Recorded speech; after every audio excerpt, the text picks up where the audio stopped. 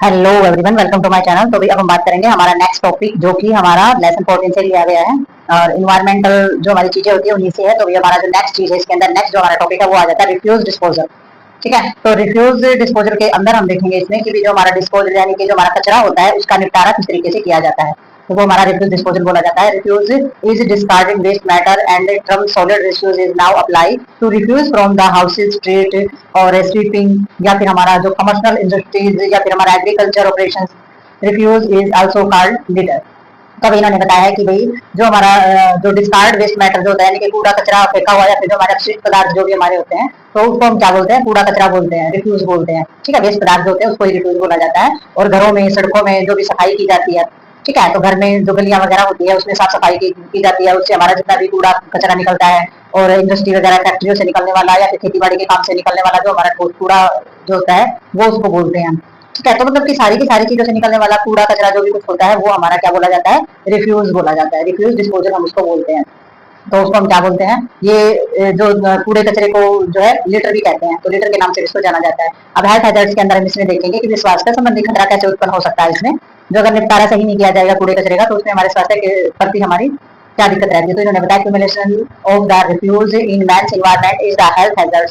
It is because, तो इन्होंने बताया कि मानव जो होते हैं यानी कि इंसान जो होते हैं वो जो किसी भी तरीके का कूड़ा कचरा जो है वो जमा करना उनके लिए बहुत ही ज्यादा हानिकारक होता है। ठीक है, वो खुद ही कूड़ा कचरा जो है वो जमा करते हैं और वो उन्हीं के स्वास्थ्य के लिए फिर वो हानिकारक होता है। उसके कारण क्या होते हैं, refuse of the decompose and the favour fly of the breeding. तो सबसे पहले जो हमारा कूड़ा जो सड़ता है तो मक्खियां जो है बहुत ज्यादा मात्रा में वहां पर बढ़ जाती है। ठीक है, तो इसमें ब्रीडिंग किस चीज की होगी, सारी की सारी हमारी जो रिफ्यूज के अंदर फेवर फ्लाई यानी कि बहुत ज्यादा कचरा अगर आप बढ़ाते हो तो वहां पर मक्खियां बढ़ जाएंगी। ठीक है, इट अट्रैक्ट रैट्स एंड जो हमारे वर्मिन्स होते हैं वो किस चीज को अट्रैक्ट करते हैं, चूहे और अन्य कीट जो होते हैं वो उससे आकर्षित होते हैं गंदगी से, तो वो भी वहां पर बढ़ जाते हैं। The pathogenic organism which many of the present and refuse may be the conveyed back to man's food through fly and dust. तो वही इसमें जो हमारे कूड़े के अंदर मौजूद जितने भी बीमारी वाले जो चीजें होती हैं यानी कि हमारे पैथोजेनिक यानी कि रोगजनक हमारे जितने भी जीव होते हैं या मक्खियां और धूल के माध्यम से हमारे जो इंसान होते हैं उनके भोजन तक ये पहुंच जाते हैं। ठीक है, तो उनके खाने तक सारी की सारी चीजें हमारी पहुंच जाती है। There is a possibility of water and soil pollution. और पॉसिबिलिटी किस चीज की होती है, पॉसिबिलिटी हमारी ये भी होती है कि भाई सारा का सारा पानी है या मिट्टी है उसके भी प्रदूषित होने की संभावना हमारी रहती है इसके अंदर। Heaps of refuse present of the unsightly appearance are of the nuisance, therefore refuse should be the properly collected, removed and the disposed of the sanitary manner। तो इन्होंने बताया है कि भाई जो कूड़े के जो ढेर जो देखने में जो पहले तो सबसे पहले जो कूड़े के ढेर जो लगे हुए होते देखने में ही भद्दे लगते हैं, अपीयरेंस ही उनकी बहुत ज्यादा गंदी होती है।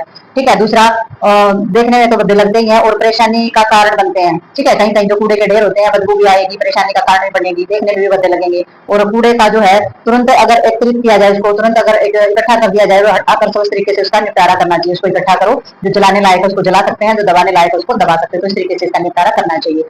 अब इसमें आ जाता है मेथड ऑफ रिफ्यूज डिस्पोजल। तो भाई हमारे कौन कौन से तरीके होते हैं कूड़े का निपटान करने के या फिर उसका जो है उससे छुटकारा पाने का या फिर उसको अच्छे तरीके से मेथड के इसमें अच्छे तरीके से रिफ्यूज करने का। तो इसमें सबसे पहले बर्निंग होता है हमारा। बर्निंग में क्या रहता है, by far the best method of the refuse disposal is by the burning of by the burning of the institutions hospital refuse with likely to be more infection than the street refuse is best disposal of the burning। The burning को इन्होंने बता दी कचरे को निकालने का सबसे अच्छा तरीका है उसको जलाना, बर्निंग करना, और उसकी जो भस्म यानी कि जो राख वगैरह होती है वो उसकी बन जाती है। ठीक है, तो अस्पतालों का जो हमारा कचरा होता है, हॉस्पिटल का जो रिफ्यूज होता है जो सड़क के कचरे की तुलना में अधिक इंफेक्टेड होता है। ठीक है, बाकी सड़क पे जो कचरा है वहां पर तो थैली और गंदगी वैसे तरीके की हो सकती है, पर जो हॉस्पिटल से निकलने वाली जो हमारे कूड़ा कचरा होता है वो ज्यादा इंफेक्टेड होता है, हमारा इंफेक्शन फैलाने की संभावना उसमें ज्यादा रहती है। तो उसे जो है जला कर निपटारा करना ही अच्छा रहेगा। जो हॉस्पिटल का होता है उसे जलाना ही ठीक रहेगा। और जो वैसा हमारा कूड़ा करकट होता है गलियों का और घरों का, उसको जो है अगर आप वैसे भी उसका निपटान करें तो भी चलेगा, लेकिन हॉस्पिटल वाले को जलाना ही ठीक रहेगा क्योंकि वो इंफेक्शन फैला सकता है। तो नेक्स्ट देखते हैं इसमें हम। तो वही नेक्स्ट हमारा इसमें आ जाता है कि operation is usually carry out of the instructions. जो हमारे इंस्ट्रक्टर जो हमारे होते हैं, इंस्ट्रक्टर से में क्या रहता है इसका, if the refuse contain sand dust and other inorganic material like pieces and glass and tell. तो इन्होंने बताया कि जो कचरे को जलाने के लिए जो उसकी भस्म वगैरह है उसको तो उपयोग किया जाता है। भस्म यानी कि जो राख वगैरह होती है उसको खाद के लिए इस्तेमाल कर सकते हैं। It refuse contain sand out. तो यदि जो कूड़ा कचरा है उसके अंदर रेत है, धूल है या फिर कांच के टुकड़े हैं, टीन के टुकड़े हैं, तो जैसे ये जो अकार्बनिक पदार्थ यानी कि इनऑर्गेनिक जो मटेरियल होता है अगर वो उसके अंदर हो तो उसको जलाने में भी समस्या आ सकती है, क्योंकि जो शीशा होता है, जो मेटल होता है वो जो है जलता नहीं है। ठीक है, अगर इस तरीके का कूड़े के अंदर इस तरीके का मटेरियल होता है जो कि हमारे अकार्बनिक पदार्थ होते हैं, जैसे कि धातु है, सीसा है, तो इनको जलाने में भी समस्या हो सकती है। This need to be the stored out. Although burning is a good method of refuse disposal, its chief drawback is that is the refuse of loss of the community and item of measure। तो भाई इन्होंने बताया कि समस्या तो जलाने में इनको आ सकती है, लेकिन इसको अलग करना बहुत ही ज्यादा जरूरी हो जाता है। जरूरत किस चीज की होती है? इसको अलग करने की, क्योंकि ये जो है इसमें ज्यादा एनर्जी होने के यानी चोट लगने के भी खतरे इसके अंदर रहते हैं। ठीक है, तो इसको अलग करने की आवश्यकता होती है। और जलाना कचरे के निपटारे का एक बहुत ही अच्छा वैसे तरीका है कि भाई जलाने से जो कचरा है उसका निपटारा तो बहुत अच्छे से हो जाता है, लेकिन जो उसके अंदर जो कमी है वो किस चीज की है कि खाद के रूप में जो हमारा कचरा होता है वो हमारे जो कम्युनिटी होती है उसको नुकसान पहुंचाता है। ठीक है, उसको नुकसान हो जाता है। ठीक है, मतलब कि इसकी मुख्य कमी क्या रह जाती है? जिस जो चीजें जलाई जाती है ना, तो जलाई जो चीज जाती है तो खाद के रूप में जो हमारे कचरा इकट्ठा होता है, जो राख जो होती है वो कम्युनिटी के लिए नुकसान पैदा कर सकती है, तो ये इसके अंदर दिक्कत रहती है। डंपिंग आ जाता है, तो डंपिंग के अंदर क्या रहता है? डंपिंग जो है वो एक सिंपल मेथड है हमारा। Refuse disposal is by dumping in low lying area where is the cause of time refuse gradually of the shrink and the decompose into manner। तो इन्होंने बताया कि कचरा निपटान करने का सबसे आसान तरीका होता है ये हमारा डंपिंग का। ठीक है, तो इसमें क्या होता है? इसमें जो है नीचे वाले जो इलाके होते हैं ना उसमें उसको डाल दिया जाता है, यानी कि नीचाई पे जो इलाके होते हैं उनमें डाल दिया जाता है, जहाँ पे समय के साथ साथ कचरा जो है वो सिकुड़ता जाता है। ठीक है, जैसे कि बारिश हो गई, मिट्टी पड़ गई, तो उसमें क्या होगा? कचरा जो है वो सिकुड़ता चला जाएगा और सड़कर खाद बन जाता है। तो ये हमारी डंपिंग रहती है कि सारा कूड़ा कचरा नीचे वाले क्षेत्रों में या फिर कई जगह पर खोद करके भी जो है उनको डाल दिया जाता है और थोड़ा वो सिकुड़ना स्टार्ट हो जाएगा और खाद के रूप में चेंज हो जाएगा। This is also method of the reclaiming low lying area and the reclaimed land may be the use of the cultivation of the growing vegetables. तो भाई ये जो हमारा इस तरीके का जो हमारा जो मेथड रहता है ये हमारे जो निचले इलाकों में जो पूर्ण रूप से किया जाता है। और ये मतलब कि ये एक तरीके का एक तरीका ही है कि इसमें भूमि का के अंदर जो ये कचरा हमारा दबाया जाता है इसका उपयोग खेती और सब्जियां उगाने के लिए किया जाता है। ठीक है, तो हमारी जो सब्जियां वगैरह उगाई जाती है, खेती बाड़ी जो की जाती है उसके लिए खाद का उपयोग किया जाता है। But upon dumping is not good method of the refuse disposal because the refuse seen open attract fly and the rodent beside being so the nations where with the method of the employers. तो वही जो लेकिन जो खुला कचरा जो डाला जाता है तो कचरे का निपटारा अच्छे तरीके से नहीं किया जाता है, क्योंकि खुले में जो अगर कोई कचरा है तो उसमें मक्खियां चूहे वगैरह आकर्षित ये करता रहेगा और साथ ही जो है उस जगह को भी गंदगी कर दे गंदा कर देगा और गंदगी भी वहां पर फैला देगा। तो जिसे जहाँ पर ये डाला जाता है ना कचरा डालने की जो जगह होती है, जैसे शहर की जो सीमा होती है, शहर से बाहर का जो एरिया होता है, गाँव से बाहर का जो एरिया होता है, वहां से ये काफी दूर होना चाहिए डंपिंग एरिया। ठीक है, तो गांव के बीच में शहर के बीच में या जहाँ पर लोग रहते हैं वहां पर ऐसा नहीं करना चाहिए। जो निचली जो जगह है वहां पर दूर गांव या शहर से दूर जाकर के जो गड्ढा होता है वो खोदा जाता है, वहां पर इस कचरे को डाला जाता है और वहां पर जो स्निंक होकर के खाद के रूप में हमारा कन्वर्ट हो जाता है और फिर ये जो है खाद के रूप में ही प्रयोग किया जाता है खेती बाड़ी और सब्जियां उगाने में। ठीक है, तो नेक्स्ट देखते हैं, बहुत ही सिंपल तरीका ये हमारा रहता है। तो नेक्स्ट हमारा आ जाता है इसमें कंट्रोल्ड टिपिंग। तो कंट्रोल टिपिंग ये भी हमारा जो है डिस्पोजल का एक मेथड है। तो इस मेथड में हमारा क्या होता है? This is the by far of the best method of the refuse disposal. तो कचरे का निपटारा करने के लिए अब तक का सबसे अच्छा तरीका ये हमारा माना गया है। The refuse of the bunch of 10 feet, यानी कि इसमें जो 3 फीट या हमारा जो 1 metre deep of the periods varying of the 3 से 6 मंथ। तो इन्होंने बताया कि 1 फीट जो है कचरे को जो है 3 फीट गहरे जो गड्ढा होता है उसके अंदर डाला जाता है, 3 से 6 महीने तक उसको दबा कर रखा जाता है, यानी कि उसको कवर कर दिया जाता है, ढक कर रखा जाता है। During the period the refuse of slowly broken down into the cellular chemical substances of the converted into manners by the bacterial action. तो भाई बैक्टीरियल एक्शन की वजह से जो हमारा पूरा कचरा जो दबा हुआ होता है ना धीरे धीरे वो पार्टिकल में टूटता है और केमिकल सब्सटेंसेस जो हमारे होते हैं यानी कि कचरा धीरे धीरे हमारे जो केमिकल सब्सटेंसेस है उनमें टूटकर खाद में बदल जाता है। ठीक है, और 3 से 6 मंथ में pit and the dug open of the manner of growth of the surface. और 3 से 6 महीने के बाद गड्ढे को जो है फिर से खोदा जाता है और खाद को सतह पर लाया जाता है। ठीक है, 3 से 6 महीने में जो है वो जो गड्ढा होता है उसको फिर से खोदा जाता है और जो हमारे दबाया हुआ होता है ना उसको बाहर निकाल लिया जाता है। The pit of the reuse and the controlling tipping. और जो गड्ढे होते हैं उनको फिर से उपयोग किया जाता है, यानी कि खाद को निकाल लिया जाता है और जो गड्ढे हैं उनके अंदर और भी कचरा डाल दिया जाता है और फिर से उसको 6 महीने के लिए ढक दिया जाता है। तो ये हमारी टिपिंग होती है। और fly of the nuisance of form of the rodent where land is the available control tipping should be the method of the choice of refuse disposal। तो ये हमारा जो होता है ये निपटारण जो होता है हमारा यानी कि कंट्रोल करने का जो हमारा निपटान होता है ये मक्खी और चूहे की जो समस्या है इसमें वो भी नहीं होती, क्योंकि इसको अगर कूड़े कचरे को ढक के रख दिया जाएगा, दबा दिया जाएगा तो इसमें चूहे और मक्खियां जो है वो भी नहीं फैलेंगे। और जहाँ जमीन जो है उपलब्ध हो यानी कि जहाँ पर जमीन अच्छी खुली हो तो वहां पर ये कचरा निपटारण का कचरे को निपटाने का या फिर उसको नियंत्रण करने का उपयुक्त बहुत ही अच्छा तरीका है, क्योंकि इससे खाद भी बनता है, कूड़ा कचरा भी नहीं फैलता है, इससे जो मक्खी मच्छर और जो हमारे चूहे वगैरह वो भी नहीं होते हैं। ठीक है, तो ये हमारा अच्छा मेथड है, अब तक का सबसे बेस्ट तरीका है ये हमारा। ठीक है, तो नेक्स्ट हमारा इसके अंदर आ जाता है कंपोस्टिंग। कंपोस्टिंग में हो जाता है स्पेशल खाद बनाना। ठीक है, तो अभी खाद कैसे बनाया जाता है इसमें? It's some Indian town and small cities refuse along with the human excreta is the disposed of by the method now as the composting pit of the drains are the dug 3 feet 1 meter deep, then the alert layer of the refuse of the night soil and sprayed in the tenants of the proportions of 6 यानी कि 15 centimetre से लेकर के 2 या फिर 5 centimetre thickness इसकी होनी चाहिए। ठीक है, refuse of the night soil of the repetitively and top layer. तो भाई जो खाद जो बनाते हैं तो उसका एक मेथड रहता है, जैसे कि भारत में हमारे जितने भी टाउन है या स्मॉल सिटीज है, कस्बे हैं या फिर हमारे छोटे शहर हैं, तो उनमें जो इंसानों का जो मल होता है तो उसके साथ उसका भी कचरे का निपटान जो है कंपोस्टिंग नामक विधि से जाना जाता है। तो उसको कंपोस्टिंग नामक जो है टेक्निक बोला जाता है, जो कि इंसान का जो मल का निपटान इसके अंदर किया जाता है। तो इसमें 3 मीटर यानी कि 1 मीटर गहरा गड्ढा जो है वो खाई खोदी जाएगी और फिर वो जो खाई होती है कचरा और मल जो है उसमें जो है चले जाते हैं, जैसे कि 6 इंच यानी कि 15 सेंटीमीटर, 2 इंच यानी कि 5 सेंटीमीटर की मोटाई में वो बिछाई जाती है और जो उसकी सबसे जो ऊपरी परत होती है, तो आगे देखते हैं इसमें। अब इसमें जो मोटाई है शुड बी द रिफ्यूज, तो ये कचरे का मतलब कि निपटान ऐसा होना चाहिए। Then the content rich above the ground level, this pit of the covered with the earth and the compact. तो इसमें जो भी जो सामग्री होती है यानी कि जमीन के अंदर हमारी जो भी चीजें होती हैं उसका स्तर जो है ऊपर आ जाए और गड्ढों के अंदर जो हमारी मिट्टी है उसको ढककर दबा दिया जाता है। ठीक है, तो ये इसके अंदर रहता है कंपोजिशन यानी कि खाद जब हम बनाते हैं तो उसको भी मिट्टी के अंदर दबाया जाता है ताकि वो बैक्टीरियल जो प्रोसेस है उनका जो हमारा रासायनिक प्रोसेस है उससे उनमें वो कन्वर्ट हो सके।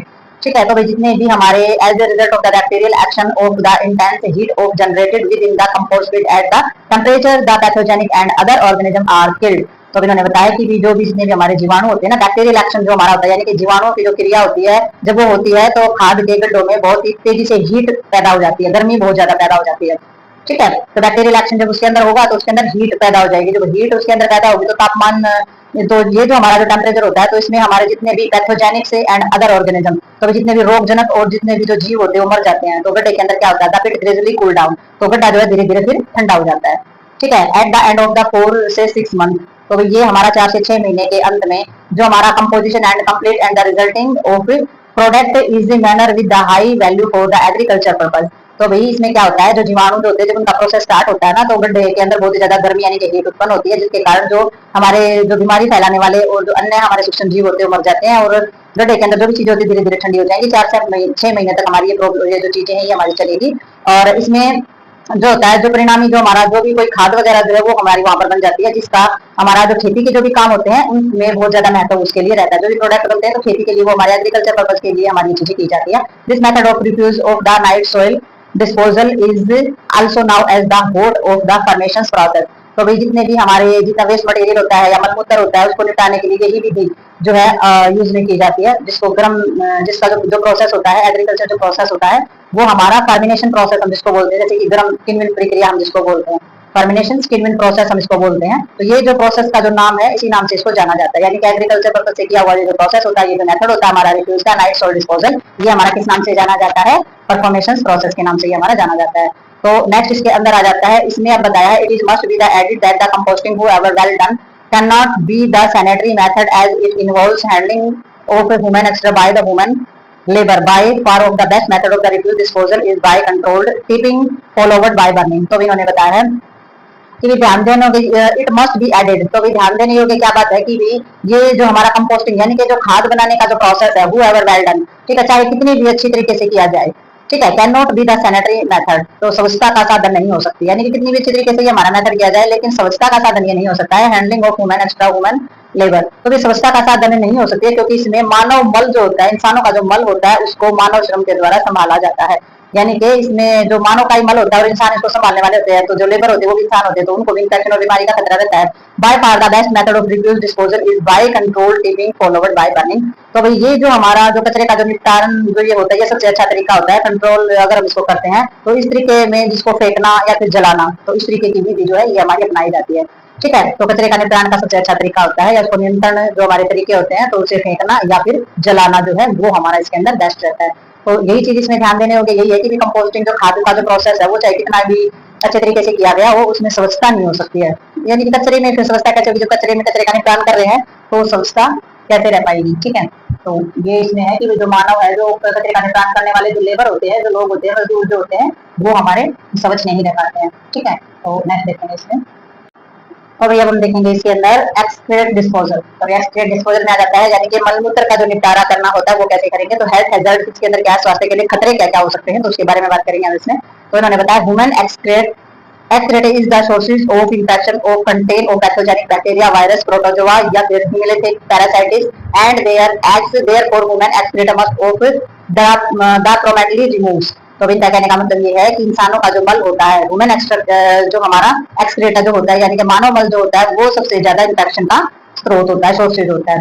ठीक है, और ये स्रोत होने के साथ साथ इसमें जितने भी हमारे क्या होते हैं पैथोजेनिक बैक्टीरिया यानी कि रोग जनक जितने भी जीवाणु है, विषाणु है, वायरस है, प्रोटोजोआ है, ठीक है, तो ये सारे के सारे जो परजीवी वगैरह होते हैं उनके अंडे इसके अंदर होते हैं।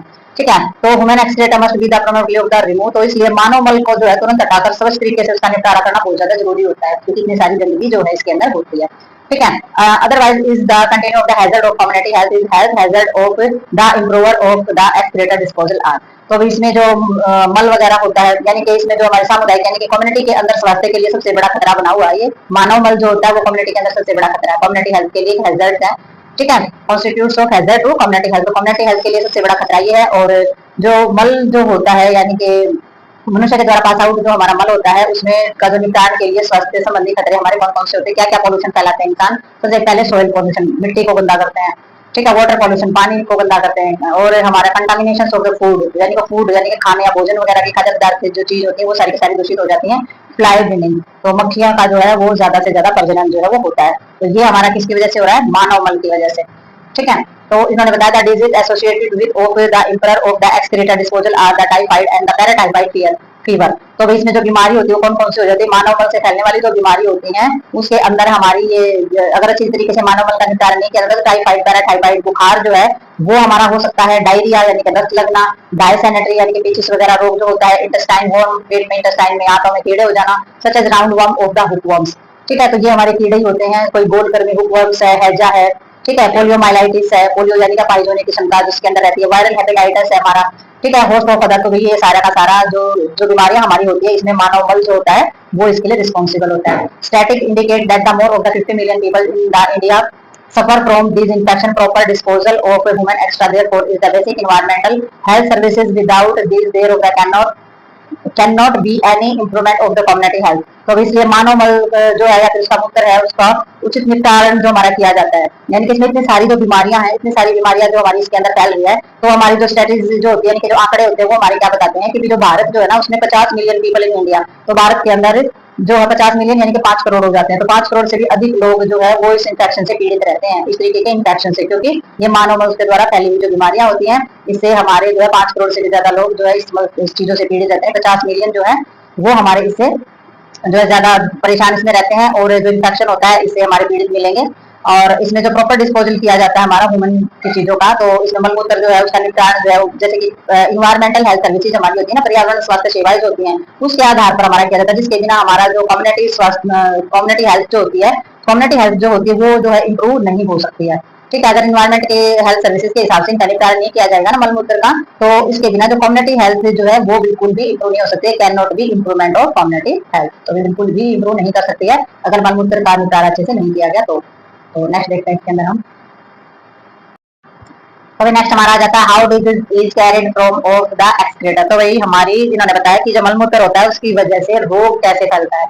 ठीक है, तो बीमारी कैसे फैलती है वो इसके अंदर डायग्राम के अंदर हम समझ लेते हैं। The human excreta of the sick person of the carry of disease in the main sources of infection it contain of the disease agent the infection is carried to the new host through. तो इन्होंने बताया कि human excreta जो हमारा होता है, human के द्वारा जो मल पास आउट किया जाता है तो वो हमारे सिक पर्सन और द कैरी ऑफ डिजीज, तो इसमें मतलब कि किसी भी बीमारी कोई भी बीमारी है किसी भी व्यक्ति को, तो उसमें जो रोग वाहक जो हमारी चीजें होती हैं, तो मानव का जो मल होता है वो इन्फेक्टेड हो जाएगा। जो इंसान बीमार है तो उसका मल भी उतना ही ज्यादा इन्फेक्टेड रहता है, तो वो ज्यादा जो है मुख्य सोर्सेज होता है हमारा इन्फेक्शन फैलाने का। ठीक है, तो इसमें हमारा जैसे कि जो इन्फेक्शन जो फैलता है पानी की वजह से, food, finger, soil and fly of the illustrated of figure 1 में इसका दिया गया है। तो इसमें देखो अब डायग्राम में हम इसमें समझते हैं कि किस तरीके से पहले सबसे पहले केसेस आ जाता है। ये है इंसान का मल, इंसान के मल अगर पानी में किसी भी तरीके का अटैच हुआ, ये फिंगर यानी कि उंगली वगैरह या हाथ वगैरह मतलब कि कहीं पे किसी भी तरीके के इस तरीके से हाथ लगते हैं, मक्खियां वगैरह तो उससे बैठते हैं, मिट्टी में जिस मिट्टी में वो चला जाएगा उस मिट्टी में कुछ खाने की चीजें उगा रहे हो या उस मिट्टी के अंदर पैर वगैरह भी नंगे पैर भी चल रहे हो तो वो आपको नुकसान करेगी। तो इस तरीके से जो ये हमारी जो चीजें होती हैं ये सारी की सारी क्या करती है, पानी से तो खाने में भी चला जाएगा और पानी से सीधा इंसान के अंदर भी चला जाएगा। मिट्टी है, मिट्टी से भोजन के अंदर भी चला जाएगा और मिट्टी से सीधा इंसान के अंदर भी ये जो इन्फेक्शन होता है ये जा सकता है। तो ये हमारा जो फेसिस होता है ये डायरेक्ट इनडायरेक्ट फेसिस से सीधा फूड और फूड से सीधा वुमेन्स के बीच में। तो ये देख सकते हैं हमारा किस तरीके से हमारा ये फैल रहा है। ठीक है, डायरेक्ट भी जा रहा है और ये हमारा इनडायरेक्ट भी जाता है। तो इस तरीके से मलमूत्र जो होता है वो बहुत सारी बीमारियों का सोर्सेज होता है। तो नेक्स्ट तो अब इसमें देखेंगे transmission of faces borne disease. तो भाई जो हमारी फेसिस बॉर्न डिजीज होती है यानी कि मल के द्वारा फैलने वाली जो हमारी बीमारियां होती हैं वो किस तरीके से जो है फैलती हैं। ठीक है, तो इन्होंने बताया है बाय ऑफ द अच्छा इसमें जो जितना भी हमारा फेसिस होता है सेंसेशन बैरियर जो इसके अंदर होते हैं। ठीक है, और इसमें arising safe of the removal disposal. ठीक है, और इसमें जो प्रिवेंशन करते हैं ट्रांसमिशन फेसिस जो हमारी फीकल बोन डिजीज जो हमारी रहती है सेंसेशन बैरियर होता है इसके अंदर, सैनिटरी लैट्रिन्स वगैरह जो हमारी होती है। तो इनका कहने का मतलब ये है कि जो स्वच्छता अवरोधक जो हमारे होते हैं, ठीक है, सेग्रीगेटिंग्स जो हमारे बोले जाते हैं यानी कि सेंसेशन बैरियर हमारे जो होते हैं यानी कि स्वच्छता अवरोधक हमारे जितने भी होते हैं उनके द्वारा अलग की जाती है चीजें। तो उनमें सुरक्षित निष्कासन उनका किया जाता है यानी कि रिमूव किया जाता है, डिस्पोज किया जाता है चीजों को। तो उसकी जो व्यवस्था होती है निपटान की वो अच्छे से होनी चाहिए। और जो मल जनित मल से होने वाले जितने भी रोग हैं उनका उनकी जो संचरण है ट्रांसमिशन है वो रोकना चाहिए। और जो स्वच्छता अवरोधक है हमारे उन पर ध्यान देना चाहिए यानी कि स्वच्छ शौचालय यानी कि सैनिटरी लैट्रिन्स वगैरह जो वो भी स्वच्छ होने चाहिए। तो इसमें क्या बताया गया किस तरीके से हम इस इन्फेक्शन और बीमारी को रोक सकते हैं। यानी कि फेसिस है ये मल है, तो मल से हमारा वाटर में फिंगर फ्लाई सॉइल फूड हमने देखा प्रीवियस डायग्राम के अंदर कि वो किस किस तरीके से डायरेक्ट इनडायरेक्ट जो है मानव को जो शिकार बना रहा है बीमारी का। तो अगर इन ही चीजों पर पाबंदी लगाई जाए कि पानी में इस तरीके की चीजें ना जाए। ठीक है, और जो कि हमारी फिंगर्स वगैरह है उंगलियों की सहायता से ना जाए, मक्खी मच्छर उस पर ना बैठे, सोइल वगैरह मिट्टी में भी ना जाए, तो फूड में भी ना जाए। तो इस प्रकार से क्या होगा सारे के सारे इन्फेक्शन से बचा जा सकता है। ठीक है, तो इन्फेक्शन जो है वो जाएगा ही, इन्फेक्शन फैलेगा ही। ठीक है, तो ये हमारा क्या हो जाता है कि ट्रांसमिशन जो है जो हमारे फीकल बॉर्न डिजीज जो होती है उसके ट्रांसमिशन को कहीं तक रोका जा सकता है। ठीक है, तो इसमें ये दे रखा है prevention of the transmission of facial borne disease. तो फीकल बॉर्न डिजीज फीकल से होने वाली जो हमारी बीमारियां होती है उनकी रोकथाम की जा सकती है। तो नेक्स्ट देखते हैं तो हम इसमें देखेंगे कि भाई कौन कौन से हमारे method of the excrete disposal. तो भाई जो हमारे कौन कौन से तरीके होते हैं डिस्पोज करने के मलमूत्र के निपटान के कौन कौन से तरीके हम अपनाते हैं। There are the several method of the excreted disposal science of the applicable to rural and the unsavaged area and other of the savaged area of the classification of descriptions of various method of the excrete disposal of the given। तो उन्होंने बताया कि भाई जो हमारा rural area जो होता है गांव का जो एरिया होता है या फिर सीवरेज जो जितने भी हमारी जगह होती है तो मलमूत्र का जो निपटारा होता है वो कई तरीके से हमारा होता है। जबकि जो हमारे सीवरेज होते हैं जो मतलब कि पूरे के पूरे जो बनाए जाते हैं उसकी जो जगह होती है सीवरेज की वो अलग अलग तरीके से लागू होते हैं यानी कि मलमूत्र का जो निपटारा होता है उसमें अलग अलग तरीके से इसका वर्गीकरण किया गया है। ठीक है, तो मेथड जो होते हैं यानी कहने का मतलब ये है कि डिस्पोजल साइंस ने जो एप्लीकेबल किया ना रूरल एरिया के अंदर तो वो अलग अलग सीवेज अलग अलग बनाए गए हैं हमारे कि किस किस तरीके से करना चाहिए। ठीक है, तो इसमें रूरल एरिया में हमारा जो बनाया गया है अनसीवेज जो हमारा एरिया होता है तो इसमें सीवरेज रहित यानी कि अनसेवेज जो हमारा एरिया होता है उसके अंदर services type of the land तो ये हमारे इसके अंदर आ जाती है। तो इसमें हम देखेंगे कि भाई इसमें जो गांव के अंदर जो हमारी बनाई जाती है गांव में तो सेवा के लिए जो हमारे जो शौचालय जो बनाए जाते हैं तो स्वच्छ प्रणाली के लिए बनाए जाते हैं सर्विस टाइप ऑफ लैट्रिन बनाई जाती है। और ये हमारी कैसा सिस्टम होता है जो है कंजर्वेंसी सिस्टम हमारा ये माना जाता है night soil of the collecting from the tail of the buckets type of the latrine in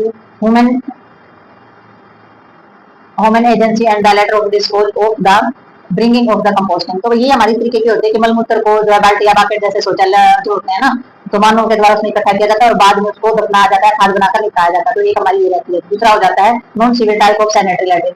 तो भाई जो नॉन सीवेज जिनके नहीं होते हैं तो उसके जो शौचालय होते हैं उसमें बोर होल लैट्रिन हमारी पाई जाती है। ठीक है, डग वेल और पिट लैट्रिन हमारी होती है, water seal type of latrine होती है। तो ये हमारी टाइप्स होती हैं। ठीक है, कि किस किस तरीके की जो होती है जिनको नॉन सर्विसेज टाइप हमारी बोली जाती है। ठीक है, तो नॉन सर्विसेज टाइप के अंदर हमारी आ जाती है बोर होल जिसमें होल बना जाता है ना खोद करके तो बोर होल वाली होती है। और खोदा हुआ कुआं या गड्ढे का जो शौचालय होता है वो हमारा हो जाता है। और पानी को सील करके उस टाइप की जो लैट्रिन बनाई जाती है आरसीए टाइप की बनाई जाती है। ठीक है, पीआरए टाइप की हमारी बनाई जाती है। और जो सुलभ शौचालय जो गवर्नमेंट ने बना रखे हैं पब्लिक प्लेस पर जो बनाए हुए सुलभ शौचालय तो इस टाइप के हमारी बनाई जाती है। सेप्टिक टैंक वगैरह बनाए जाते हैं, एक्वाप्री भी बनाए जाते हैं। तो ये हमारी नॉन सर्विसेज टाइप की हमारी सैनिटरी लैट्रिन जो है ये हमारी पाई जाती है। नेक्स्ट हमारी इसके अंदर हो जाती है जैसे कि latrine of the suitable from the camps and the temporary use. तो भी टेम्परेरी यूज के लिए जो हमारी बनाई जाती हैं वो हमारी इसके अंदर आ जाती है। जैसे कि हमारी जो खाई वगैरह हो जाती है उतली खाई में जो शौचालय बना दिया जाता है। ठीक है, कुछ टाइम के लिए जो टेम्परेरी बनाया जाता है। ठीक है, डीप टाइम लैट्रिन होती है जैसे कि गहरी खाई वाला शौचालय हमारा बनाया जाता है और गड्ढे वाला हमारा शौचालय बनाया जाता है और बोर होल वाला बनाया जाता है। लेकिन ये हमारा जो है शिविर वगैरह कैंप वगैरह कहीं पर लगाया जाता है तो वहां पर कुछ टाइम के लिए टेम्परेरी तौर पर बनाई जाती है। ठीक है, तो नेक्स्ट देखते हैं इसमें हम तो नेक्स्ट हमारा आ जाता है सीवेज एरिया। तो भाई इसमें हमारा सीवेज एरिया के अंदर आ जाता है कि water of the carriage system and the sewage treatment. ठीक है। तो इसमें जो हमारा सीवेज एरिया के अंदर जो पानी वगैरह होता है ना, पानी का जो परिवहन होता है, यानी कि पानी जो चलता है उसकी प्रणाली, सीवेज और उसके उपचार जो है वो उसके अंदर शामिल होते हैं। ठीक है। तो प्राइमरी ट्रीटमेंट इसके अंदर जो पहला जो उपचार होता है उसके अंदर क्या जाती है, स्क्रीनिंग की जाती है पानी की, रिमूव ऑफ द ग्रिड, गंदगी वगैरह जो पानी की वो हटाई जाती है। ठीक है। प्लान ऑफ द सेडिमेंटेशन, यानी कि सादे जो अवसाद होते हैं वो उसके अंदर, अवसादन जो होते हैं वो उसके अंदर डाले जाते हैं, प्लेन जो चीजें होती हैं। सेकेंडरी ट्रीटमेंट क्या किया जाता है, पानी का ट्रिंकलिंग फिल्टर किए जाते हैं। ठीक है। जो हमारे जो छलकते हुए फिल्टर होते हैं ना पानी, जिससे फिल्टर किया जाता है, वो हमारे किए जाते हैं। Activated of the salvage of process, तो इसमें जो कीचड़ प्रक्रिया होती है, ठीक है, उसका एक्टिवेशन किया जाता है। तो सेल्वेज जो हमारी बोली जाती है, यानी कि एक्टिवेटेड की जाती है कीचड़ प्रोसेस। और अदर मेथड में आ जाता है हमारा सी आउटफॉल, यानी कि समुद्र से बाहर निकालना। तो इस तरीके के जो मेथड होते हैं ये हमारे किसमें काम आते हैं, ये हमारी जो सीवेज क्षेत्र होते हैं जिसमें पानी का जो प्रोसेस होता है, उसके प्रोसेस की वजह से जो है ट्रीटमेंट किए जाते हैं, यानी कि पानी को साफ किया जाता है और फिल्ट्रेशन वगैरह की जो चीजें होती है वो अपनाई जाती है ट्रीटमेंटल तरीके के द्वारा। ठीक है। तो नेक्स्ट देखते हैं इसमें हम। तो नेक्स्ट हमारे इसके अंदर आ जाता है रिवर आउटफॉल। ठीक है। तो नदी का उद्गम के द्वारा, यानी कि नदी में जो उफान आता है उसकी वजह से, और हमारा सीवेज फार्मिंग, सीवेज में आ जाता है जितने भी हमारे सीवर होते हैं। ठीक है। जो हमारी सीवेज जो होती है उसके द्वारा जो खेती की जाती है, और ऑक्सीडेशन पाउंड्स, यानी कि तालाब जो होते हैं उनका ऑक्सीकरण होना। तो ये जो होते हैं ये हमारे मेथड और ये उपचार होते हैं जो कि हमारे जो फिल्ट्रेशन मेथड भी उनको बोल सकते हैं, जो कि हमारे काम में लाए जाते हैं। जो भी हमारा मल होता है, मानव के द्वारा जो मल जो किया जाता है उसके निपटारण के लिए। अब इसमें आ जाता है सर्विसेज टाइप लैट्रिन्स। तो भी हमारी सेवा के प्रकार के जो शौचालय बनाए गए वो किस टाइप के होते हैं, तो इसमें बताया जाता है कि collection of the removal of A night soil women excrete from the pockets and fills by the sewage of the incident system of the night soil removal, which the still of the prevalent is many part of India. This system is called the services type of the conventional system, and the latrines is called the service type latrines. So this is drawback of the system are। तो भाई ये जो इन्होंने बताया है, इनका कहने का मतलब ये है कि बाल्टी और डिब्बों में जो सफाई कर्मी होते हैं उनके द्वारा मल और मूत्र जो इकट्ठा किया जाता था और फिर उनका निष्कासन किया जाता था। भारत के कई हिस्सों में आज भी ये चीज प्रचलित है। ठीक है। बाल्टी और डिब्बों में जो है यूरिन पास आउट करना या मल पास आउट किया जाता था और फिर उनका बाहर जाकर के जो है निपटान किया जाता था। जैसे बच्चे होते हैं, बच्चों को भी घर पे लैट्रिन कराना, बड़े बुजुर्ग को भी कराना, और घर पे ही जो प्रेगनेंट लेडी होती थी या डिलीवरी हो जाते थे तो उनको भी घर पे ही ये चीजें कराना और फिर उसको बाहर फेंक के आना। ठीक है। तो इस तरीके का जो है भारत में अभी भी ये जो चीजें है, ये जो प्रथा है अभी भी ये प्रचलित है। और ये जो हमारा जो प्रोसेस है ये हमारे सेवा आधारित, यानी कि जो हमारी स्वच्छता प्रणाली जो है वो इसको कहा जाता है कि किसी भी तरीके की गंदगी इसमें नहीं फैलती है। घर से जो मल होता है उसको बाहर फेंक के आना, तो इसमें जो गंदगी है सेवा आधारित यानी कि स्वच्छता प्रणाली कहा जाता है। और जो जितने भी हमारे जो शौचालय इसमें है, यानी कि जितने भी हमारे जो लैट्रिन्स वगैरह जो इसमें बनाई गई है, इट कॉल्ड द सर्विसेज, तो इसको सेवा आधारित शौचालय जो है वो कहा जाता है। और ये जो प्रोसेस है इसके अंदर कुछ कमियां तो हैं ही, क्योंकि इसमें जो इंसान जो उसको बाहर फेंक के आता है, तो drawback in the system are, तो इसके अंदर वही टाइप की जो लैट्रिन्स होती है उसमें कुछ कमियां होती है। वो कौन कौन सी होती है, the night soil of the expose to fly, तो वे मलमूत्र जो होता है उस पर मक्खियां वगैरह जो उसके संपर्क में आते हैं, जो बाहर फेंक के आते हैं, तो उसमें क्या होता है मक्खियां जो है वो कौन बनाती है उस पर। और the soil of the water pollution, तो इसके साथ क्या हो जाता है, मिट्टी और जो जल प्रदूषण है वो भी हमारा हो जाता है। और emptying operation of the buckets and never of the satisfactory, और भाई बाल्टियों को खाली करने का जो प्रोसेस होता है वो कभी भी संतोषजनक नहीं होता है। यानी कि आप उनको खाली करना या फिर उनको वॉश करना, तो वो उससे भी सेटिस्फेक्शन इस तरीके से नहीं होता है कि वो भी अच्छे तरीके से क्लीन हो। ठीक है। नंबर 4 में बता रहे हैं कि क्या और क्या कमी रह जाती है, difficult of the recruits advocates staff needed for the purpose, and the above all the collection of women excrete of the sewage and the consist with the women dignity। तो भाई इनका कहने का मतलब ये है कि ये जो काम किया जाता है इसकी जो आवश्यकता होती है, पर्याप्त कर्मचारी जो है वो भर्ती करना कठिन है, क्योंकि ये जो काम करते हैं इसके लिए जो कर्मचारी है ये काम करने के लिए राजी नहीं होते हैं। तो ये काम करने के लिए जो हम कर्मचारी भर्ती करते हैं तो वो लेना बहुत ज्यादा कठिन हो जाता है, क्योंकि कोई भी ऐसा काम करके खुश नहीं होता है। और सबसे महत्वपूर्ण बात यह है कि सफाई कर्मी जो होते हैं ना हमारे, उनके द्वारा जो इंसान का जो मलमूत्र का जो संग्रहण करना और मानव गरिमा के अनुरूप नहीं है। ठीक है। यानी कि इंसान की जो डिग्निटी है उसके अनुरूप नहीं होता है, क्योंकि कोई भी इंसान जो है ये काम करना पसंद नहीं करता है, तो डिग्निटी के अनुरूप है। यानी कि उसे ये लगता है कि मैं ये काम कर रहा हूँ तो मैं कुछ हूँ, या फिर मतलब कि वो अपने आप में ही घिन महसूस इस चीज से करता है। द इन्वायरमेंटल सेंसेशन से community in the recommended that services latrine should be the replaced by the hygienic sanitary latrine which require no human services। ठीक है। तो इसके अंदर हमारा क्या है, जो हमारी जो भारत में जो पर्यावरण जो स्वच्छता समिति है 1949 में जो है उन्होंने अनुशंसा की थी कि भी सेवा जो हमारे सर्विसेज जो हमारे लैट्रिन है यानी कि सेवा शौचालय जो है उनको स्वच्छ और स्वच्छता पूर्वक शौचालय जो है उसमें बदल दिया जाए। तो उसमें जो है चेंज किया जाना चाहिए, क्योंकि जिसमें हमारे जो इंसान है या मानव सेवा की आवश्यकता इसमें नहीं होती है। तो इसमें मानव सेवा की आवश्यकता नहीं है। जितने भी हमारे जो शौचालय है ना, यानी कि 1949 में तो ये माना गया था कि ये कोई सेवा नहीं है, सेवा शौचालय नहीं है। ये जो शौचालय सेवा जो बनाएगी वो स्वच्छ और स्वच्छतापूर्ण शौचालयों के अंदर इसको चेंज कर देना चाहिए, क्योंकि मानव सेवा की आवश्यकता नहीं होती है। वो अपना खुद भी ध्यान रख सकते हैं और उन्हें खुद भी इन चीजों को समझना होगा। ठीक है, तो शौचालय के मामले में इस तरीके की सेवा नहीं होती, क्योंकि जितना आप उन लोगों को सेवा दोगे उतने ही वो डल होती जाएगी उनकी प्रवृत्ति। तो और भाई अब हम देखेंगे सैनिटरी लैट्रिन्स जो हमारी होती हैं, सैनिटरी यानी कि स्वच्छता शौचालय जो हमारे होते हैं। तो sanitary latrine is defined is one fulfilling the following criteria. तो भाई कुछ ये हमारा एक स्वच्छ शौचालय जो है निम्नलिखित जो हमारे क्राइटेरिया जो है वो उसके अंदर होने चाहिए। तो शौचालय के अंदर कौन कौन सी चीजें होनी चाहिए, कैसे परिभाषित किया गया इसको, तो उन्होंने बताया है excreta should not polluted the grounded and surface water. तो इन्होंने बताया कि मलमूत्र जो है, मलमूत्र से जमीन या फिर उसका जो सरफेस होता है वो प्रदूषित नहीं होना चाहिए। तो जो लैट्रिन्स वगैरह बनाई जाती है, जो स्वच्छ शौचालय होते हैं, उसमें किसी भी तरीके का ना तो पानी गंदा होना चाहिए, ना ही जमीन की मिट्टी जो है वो प्रदूषित होनी चाहिए। ठीक है, नंबर 2 में इन्होंने बताया should not the polluted of soil, और मिट्टी जो है वो भी प्रदूषित नहीं होनी चाहिए। मलमूत्र से जमीन और पानी तो होना ही नहीं चाहिए, मिट्टी भी प्रदूषित उसमें नहीं होनी चाहिए। Fish should not be the expose of the fly rodent and the animal such as pig. तो भी मल जो होता है उसमें मक्खियां, चूहे, सुअर वगैरह जानवर जो उसके संपर्क में नहीं आने देने चाहिए। ठीक है, the excreta should not create of the nuisance due to the smell and the appearance. और जो मलमूत्र की जो गंध होती है वो भी नहीं आनी चाहिए, देखने में किसी प्रकार की असुविधा नहीं होनी चाहिए, दिखना भी नहीं चाहिए और गंध वगैरह भी नहीं आनी चाहिए मलमूत्र की। तो ये इस तरीके का जो है स्वच्छ शौचालय जो है इस तरीके के होने चाहिए, ये क्राइटेरिया इसमें लगाए गए और इसी चीज को परिभाषित किया गया है। ठीक है, तो ये हमारे सैनिटरी जो हमारी जो शौचालय है, स्वच्छ शौचालय है, यहाँ तक का जो हमारे टॉपिक है ये हमारे होते हैं कंप्लीट। तो मिलते हैं नेक्स्ट टॉपिक और नेक्स्ट वीडियो के साथ, तब तक के लिए like share subscribe and comments करते रहिए। Bye bye.